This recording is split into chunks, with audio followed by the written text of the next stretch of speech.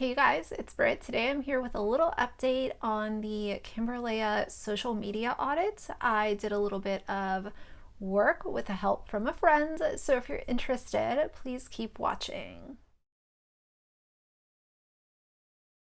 All right, you guys, so some of you probably recall that last week I did a video discussing Kimbyrleigha charging people to audit their social media pages, whether that's YouTube, Instagram, whatever. She offers this service, and I think that in my opinion, it's a complete ripoff because her own engagement does not match her being able to charge people to do it for their own pages. I think it's a total scam and just another avenue for her to collect money off of people who are not able to do their own research, not even thinking to do their own research. They are looking at it like she is someone on the internet. Let me pay her to help me, and they don't look at the analytics or anything like that. And maybe it's because they're not familiar with how analytics should look based on being an influencer. So that's no fault to them. In fact, I have a huge amount of compassion for people that don't do their own research because they don't know to. Now, if they know to and they don't and they just give people money, then maybe you should do some more research. That's just my opinion. But if it's someone who truly just doesn't know to do it and they get taken advantage of, huge amounts of compassion for people like that. So I was very curious about the pricing that she charges, because in my last video I showed where I couldn't even get a price without going through the registration process. And I think that's absolutely ridiculous. If you are charging people for a service, they should be able to get your price list before you get their email address and any personal information from them. I mean, could you imagine, like, you go to get your hair cut and you have to give them your personal info before they'll even tell you how much your haircut's going to be? Like, that's just not the way that ethical businesses operate. But we also have to remember that she is involved in Monat now, and I think that any little bit of credibility that she had went down the drain once she hopped on with Monat. So after my last video, one of you lovely subscribers contacted me, and there was some interest from this person as well to know, like, what's really going on. And instead of me creating, a different account and going through it, I had help from someone else, just to be transparent. That doesn't really matter. But the exchange between these two was very telling. So let's go through it. Basically, she clicks on Kimbyrleigha's website to book the appointment. And she said that she went through the application process and it was similar to a college application. So evidently there are many questions that are asked, lots of information that has to be given. And she said after she filled out the application and spent the time doing that, she still did not get a price. So now we're in step 2 of still not giving people a price for your service, when that should have been disclosed off the bat, no questions asked. If I'm on your website, I should be able to click a link and look at prices for what services you're offering. So she got it confirmed and then still didn't get the price. So she emailed Kimbyrleigha, and basically, of course, Kimbyrleigha played it off like, oh, how did that happen? Girl, let's be real. You're not giving people prices up front because you want to get their email addresses so that you can keep in touch. And once they decide that it's a ripoff, you still have a way to contact them and send them promotional materials. Oh, my website's having a 20% off sale. Now's the time to take advantage. I can do your audit at a discounted rate. It is all just money. But are we surprised? No. So basically she sent an email and said, can you let me know the price for the services? Which, again, that should never be on the customer's back to contact the vendor and have to ask anyone for a price ever. So Kimbyrleigha responded and said that it's $99 an hour. And the other really scummy thing is that instead of just giving the price and letting that be it, she continues to build this narrative that it's an issue with the website. Oh, the website messed up. The website should have given you the price.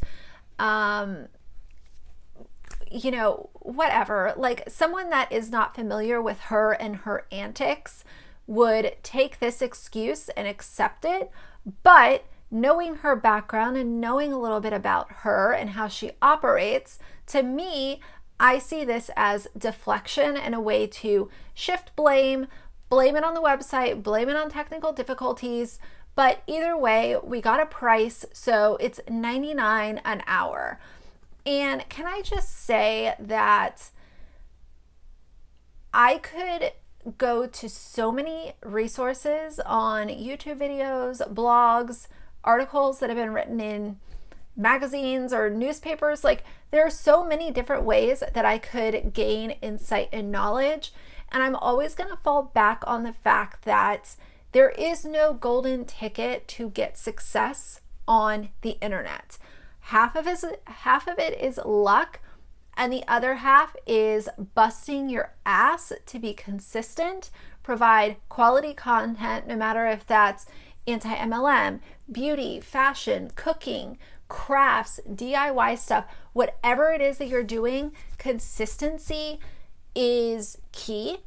Hard work is a must. And if you are in a position where you want to create content or whatever, and you are looking for success, no matter what success looks like to you.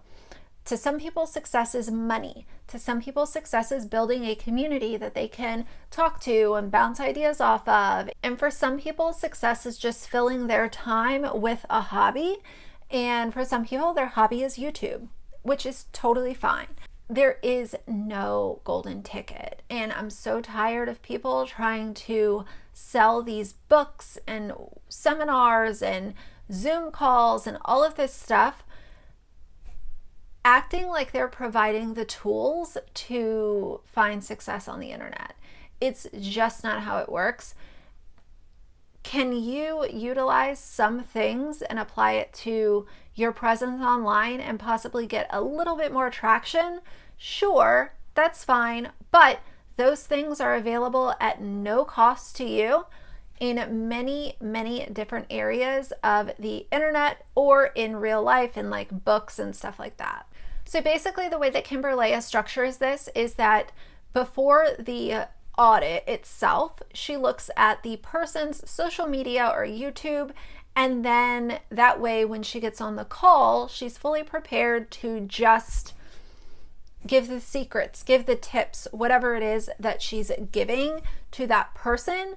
So fine, that's great, but we're still paying $100.